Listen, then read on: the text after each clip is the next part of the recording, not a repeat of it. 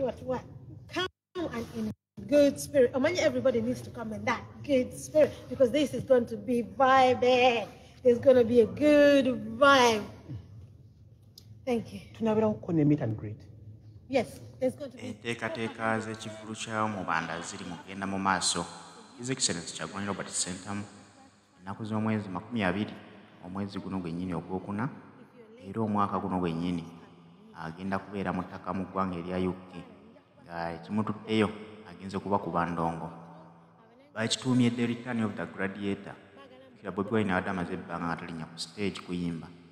Ku luno asazeewo akikubireko e Bungereza era bannayuganda bawangalira mu ggwanga erya Bungereza bamwesunze dda. Olabira olwaleero ng'enteekateeka zigenda bulungi nnyo mu maaso era ng'abaliwo bali mu kwesunga ekivvulu ekyo. Bamwesunga okumulabako ng'omuyimbi waabwe so luno tagenze nga pulezidenti kuba tagenze mu nsonga za byabufuzi agenze kubasanyusa.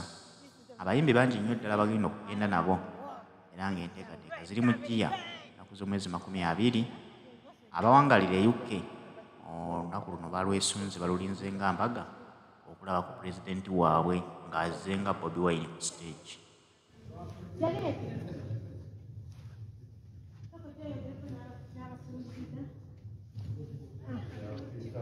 Bawe sample ya table here. That and kind of more important because the people who are coming, okay. This is the table we're going to find away.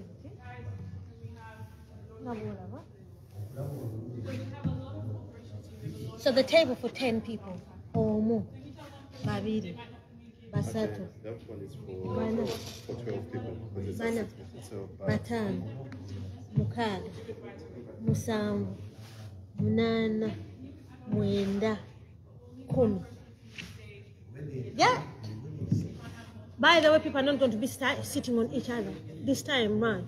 I'm talking about fixing the toilet. No, there's going to be enough space and the aisles are clean. The team of they're part of the organization. Making sure it should be in place and that it should be stable. Does that make sense? Sorry, I'm trying to meet and greet a child meeting because this is very, very important that everything should be well communicated. We don't want any mistakes. We don't want any misunderstandings. We don't want any missing gaps. I know. Chiko, yeah. Pre-regency sato jitambo deyo. Okoye. Jabala wako Saturday.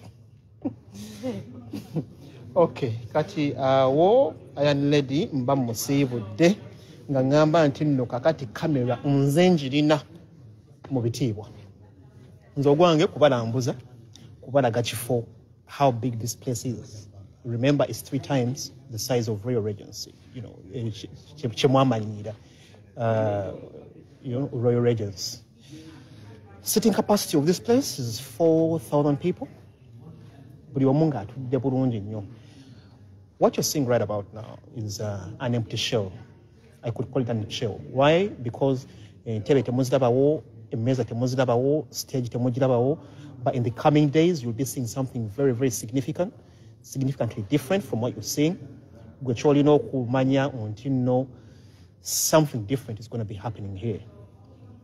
It's history in the making. Many people have always been asking, like, Wanange, Rachi, Orange, it's Royal Regency. Why Royal Regency? Yeah, so the organizers sat down, they were listening. First, it was Crystal Palace. It is quite challenging because the demand against the Nesuka, the supply. So we had to look for a bigger venue. Chemuli Mukulaba right about now is 3 times the size of Royal Regency. Royal Regency kuliko omulyango gumu, always you've seen it. Abantu ne balinda, ne babeera ebweru mu bunnyogovu here and there. It's a good place, but then this, one way truly. This is much, much bigger, much, much better, I should say, in terms of value for money. Usually, Royal Regency, abantu basasula pound chinana nkaga. This is just £100 VIP. Jukira mbuno wano teri kwenyiga because it's very, very spacious. Wano ndi mukutambula nzira mabega naye nga sinagimalayo. Eri. Yeah. Anyway, this place is just going to be so good. Mugenda kubeera mu like chenandi say like a runway. Nti omuyimbi yenna agenda kubeera nga asobola okutuuka mu bantu. Oyinza okwebuuza mbuno kakati singa stage eri nga nze ntudde wano wendi Bobby Wine n'amutuukako ntya. Nkulaga nti mugenda kubeera mu runway nga asobola okuva eri n'atuuka mu bantu. I just want to let everybody understand that this hall is another the Victoria Hall at Campus Arena feel. However, if you've been to Campus Arena Hotel for an event, more Victoria Hall or Katonga Hall, this is exactly the only thing is this one is different. Kubanga, it's well insulated, it's soundproofed 100%. It's built for this. Royal Regency, on the other hand, is built for a wedding. Which together, you're totally built for events. Rakwamwe together into jinyigiriza. Ne Royal Regency majis zimbira nga tell soundproof. Chova am the music abantu bakola ki abawawala emitima. Nemyoyo nejibavam. So the beauty in this, once Jukiza Campus Arena, era gena kubeera exactly in that setting of Campus Arena. I tell bossa it's going to be a whole runway.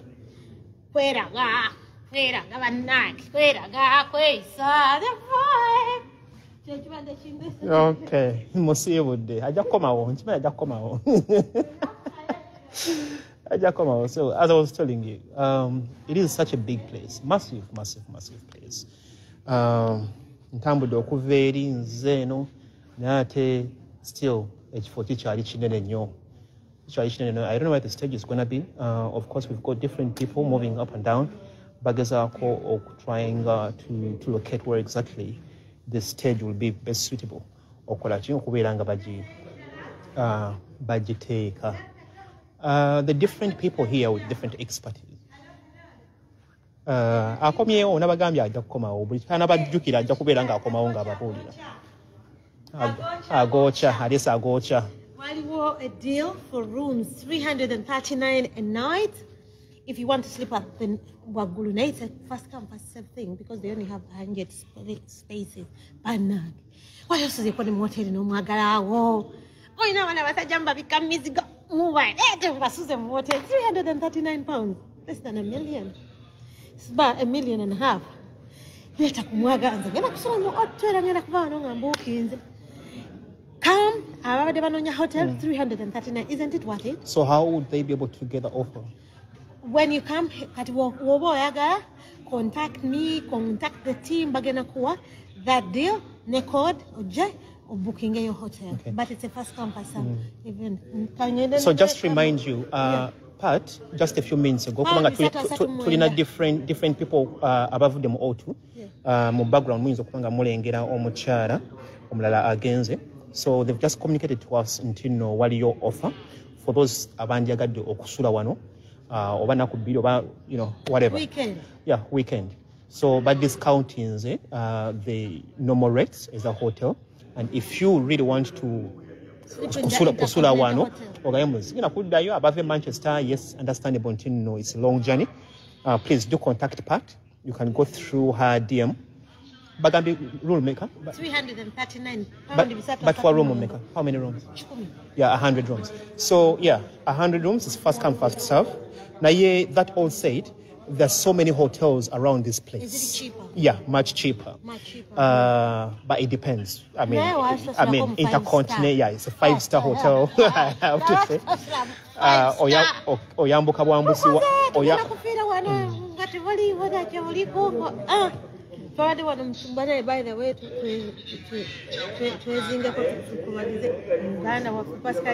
he's been working all the time. This is the time why in Ghana, it's about time we send us opposite.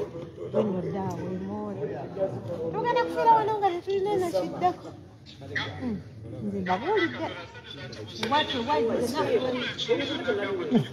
Ogenzo ogenda kukomawo I know you'll come back.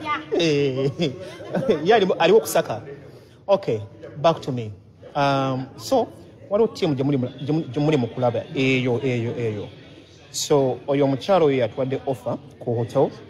The rates, I don't know what the rate was, but Agami and Buno, any booking, you get a room for 300 something pounds. I think Patricia Azenga Chibagambi. Okay, so what's just happened? Bari Mokuchusa, the ambience of this place, just to give you a different feel. Kati Badi means the lights. For those that will be here, live, I think I'll be on Bosa. Njakubera ngeza kukulaba mbuno mbaweereza abali emitala mayanja. I think I got that right. Yeah. Abali yona, you should be able to tune in mulabe chintu na chili live. You'll be part of this experience. It's it's a one-off.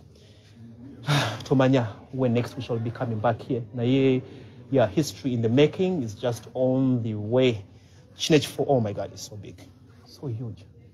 Landscape, but I'm very sure you guys are able to see everything that's happening right here. This place can take way more than 100 tables as far as I can see. For those people that are about the Royal Regency, you definitely know the size of Royal Regency. Royal Regency, but this place, remember, is 3 times the size of Royal Regency. So just put that into consideration. Where was it until now? Remember, Nabagambi capacity hour is 4,000 people. Royal Regency, I think it's 1,500 people as far as I remember. Now, this is 4,000 people. Now, remember, abantu bagenda kubeera nga bali batudde ku tables zaabwe, buli muntu nga ali well spaced. Teri kintu kyagamba mbuno kunyigiriza muntu yenna oba kikishona. No. Buli muntu agenda kubeera nga ali atudde mu kifo ekiri well spaced. Wano, I think kyempulidde, what I've heard so far is that stage wano wenyini wenyimiridde wagenda okubeera stage. Hold on. Yeah. When ekifo kino kiri in form of a square, so the stage can either be eri yomulengeri eri oba went at the camera over right there.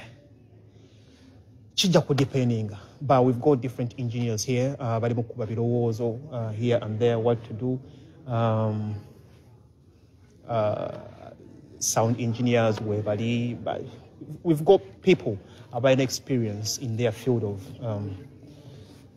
in their fields, different fields. Entebbe, where is it? Now, let me tell you something. Kambalage, something different from what you're used to. The size of Entebbe,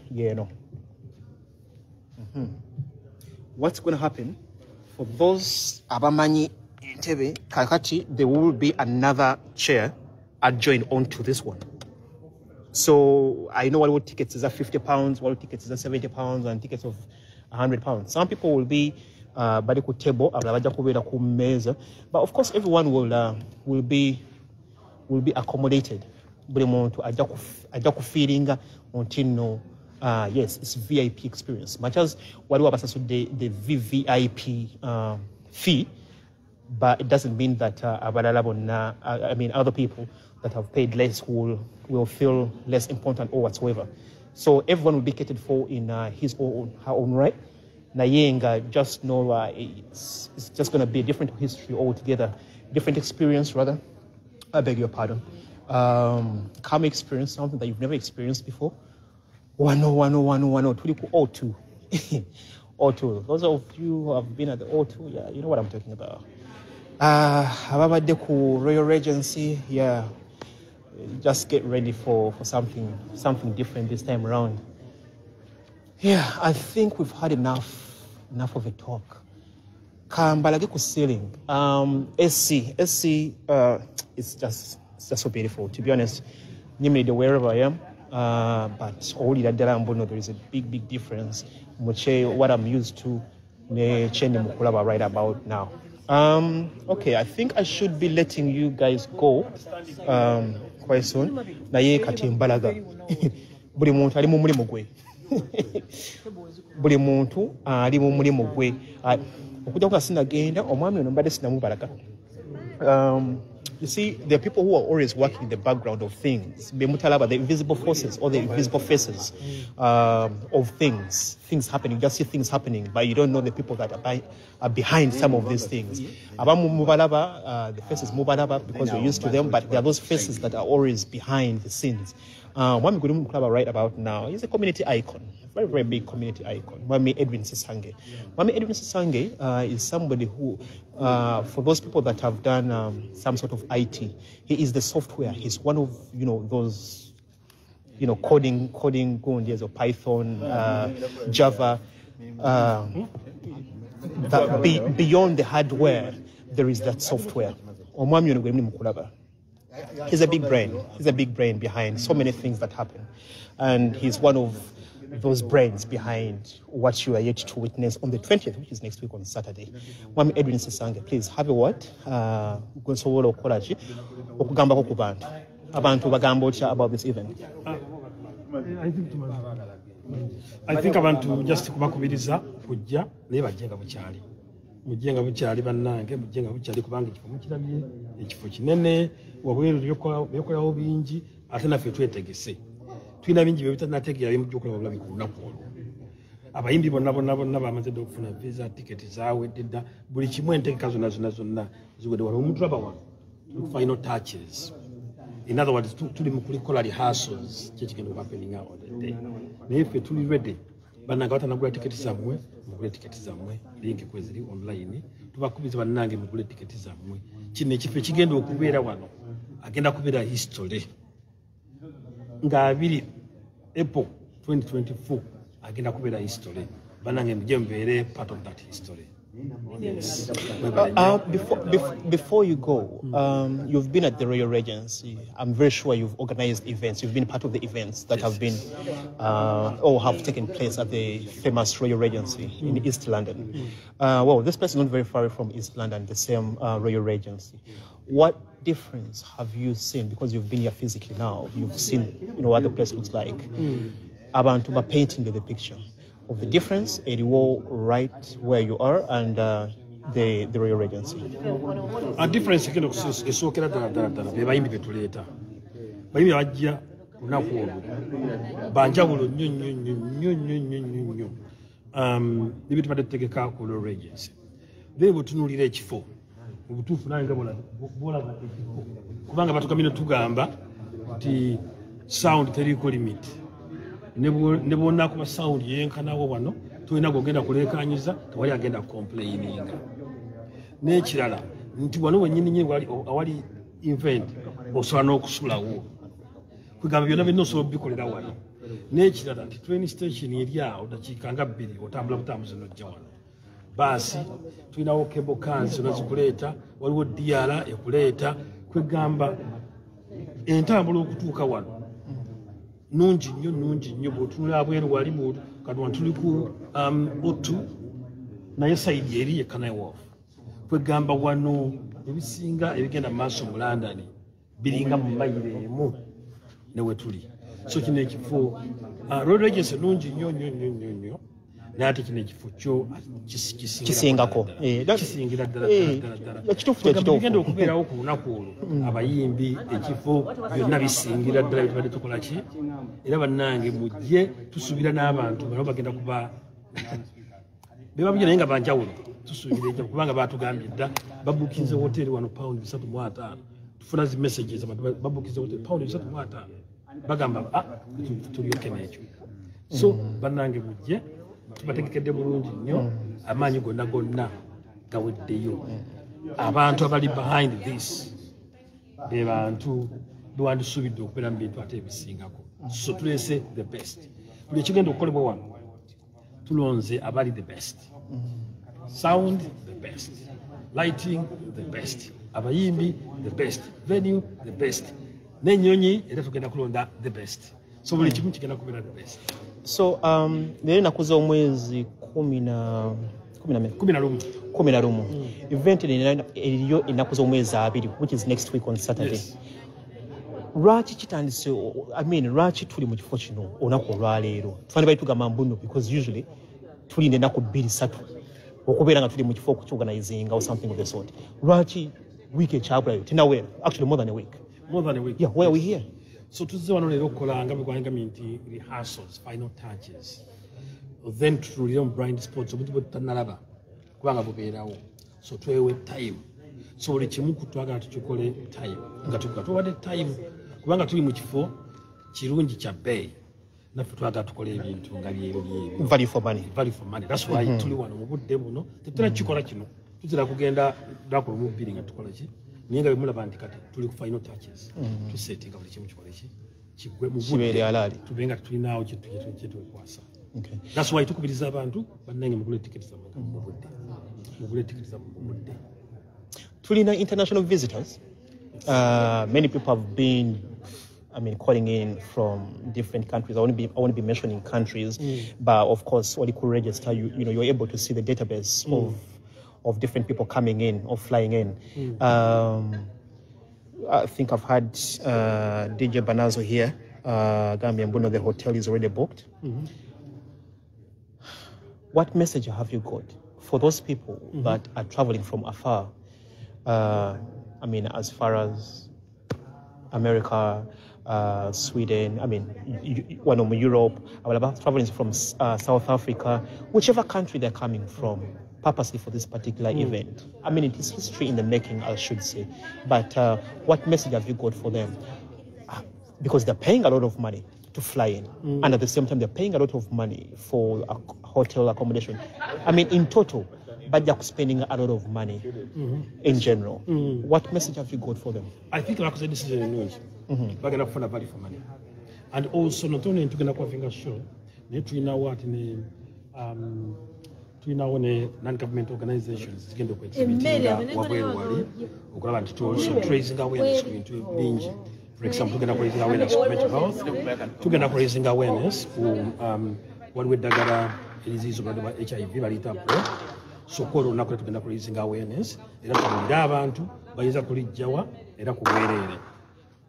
So on that day tugenda kukola nontono kuba ne show naye tugenda kukola n'ebintu bya community nga tugambye mental health, sickle cell, HIV, byonna bigenda kubeerawo on that day. So it's not all about just to go out to launch show nene ebirala ebikola ki ebigendera mu community twalosing an icon. We lost an icon. We lost somebody very, very close to us. Somebody who served the community for more than 25 years. I remember anyway, I know this. Many a times, ewe nyini mumakage si wasula naye wabade accommodating the men of the Ugandans. Many artists. He's contributed so much to the artistry. To the art industry or artistry in a way that London. He's been so accommodative until akkiriza adverts to run in his place or in his shop at no cost.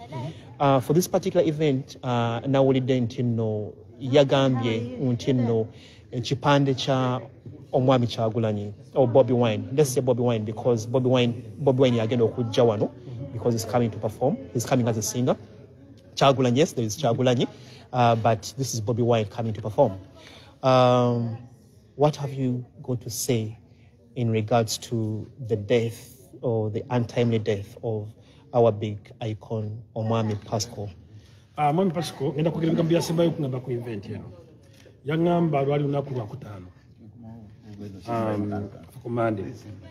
Yangamba nti ebyo byonna tubikoze yalinde ekintu kimu kumuwa briefing ya lunaku kubanga era n'atukubiriza okuba nti tuwa the best kubanga yali agenda kujja era abadde musaale nnyo okupromotinga kyeno kubanga yakola ekitakola mu dduuka ali n'atukkiriza nteeka ebipande waggulu wali byotera kugendawo. So tuluzinze nnyo icon mu community. Omuntu nontono nti atunda emmere naye okuba nti apromotinga talents. Kubanga ne bwoba n'ekipande oba flyers era kugamba nti ziteekaawo. Era abantu abasinga information y'ebivulu byaffe bagijja mu bifo ng'omwami Pascal.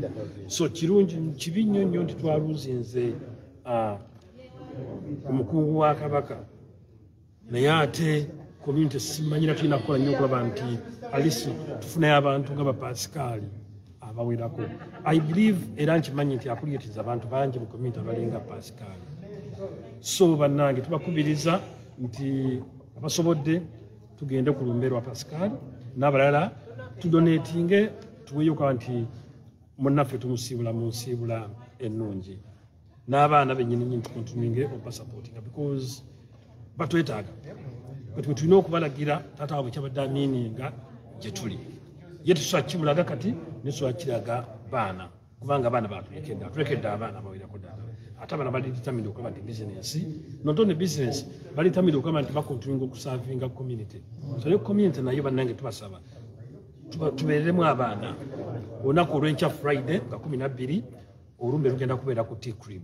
Tubakubiza bannange mujje tubeerewo tusobole okubagira munnaffe n'okusharinga memories tubadde naye kubanga zo nnyingi. Personally nze abadde muganda wange kubanga nti yakizuula nti njagala nnyo ffene kale kwegamba nga buli weekend ffene alina okujja era ffene bwajja nankubira akasimu nanga muganda wange oyitawo wano kale kwegamba omuntu ng'oyo abadde alina emboozi ya buli muntu ng'alina jjooko ya panage nga oba azijjawa ng'alina jjooko ya buli muntu nga buli ogenda wa Pascal mu dduuka ovaamu ng'osese abadde ne bu punchlines ng'akayita n'akasobe bu nga ne bw'ojja n'omugamba oba n'omuga simanyina kumanya naye nga buli kintu kyonna Pascal abadde ne punchline gyakuwa n'ovaamu mu dduuka nga ate oli musajja. Tufiiriddwa nnyo naye mukamazi ekimuli ky'emirembe n'abaana twongere okubalabirira. Okay, just one more thing. Anyway, kitalo ddala. Uncle Dan mbadde sinamufuna. Uncle Dan abadde muntu nnyo wa Mukongo Pascal. Kitalo nnyo nti twafiiriddwa omuntu omukulu bw'atyo in our community who has served for more than 2 decades with humility, love, no supporting. I mean, I would describe Omugenzi as somebody who was a community icon, but there is so much that changes okwogera beyond that. In your own right, Uncle Dan, what would you have to say about Omukongo Pascal, please?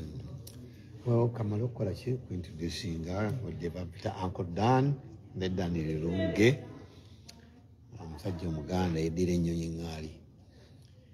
Pascal kiyinza omwogera kumanyi usually abantu omuntu yena nga afudde abantu balumwa ate era ne baboogerera ebirungi naye Pascal special gy'abadde ayina omusajja abadde mukkakkamu ajja asembeza buli omu.